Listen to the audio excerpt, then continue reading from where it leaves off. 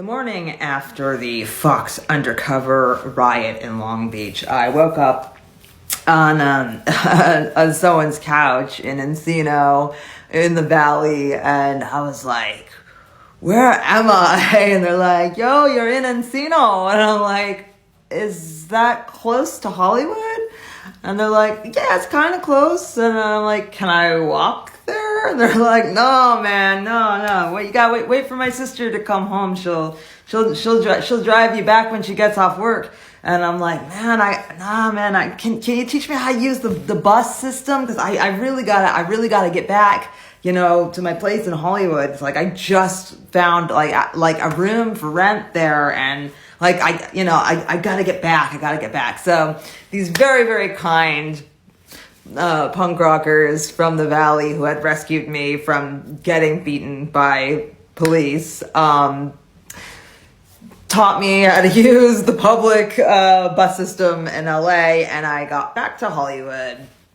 And so I moved into a house in Hollywood with these tweaked out actors. I rented a room there for where I lived for a couple months, and got acquainted with the entire punk scene by just kind of going to every show. And it took a while to make close friends. I don't remember what show it was at, but I remember sitting on the patio at the Coconut Teaser in my favorite outfit, the one that I wore on my date with Rabies back in Boston.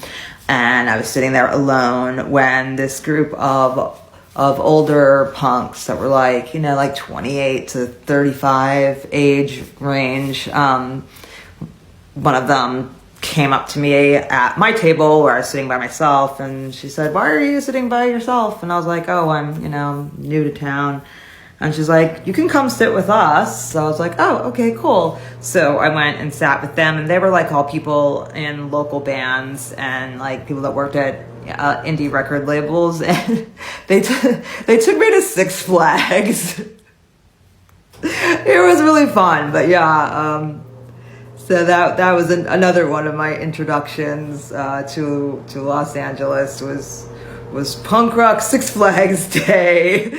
But they were a bit older than me, so even though they were really nice, there wasn't, it didn't quite click.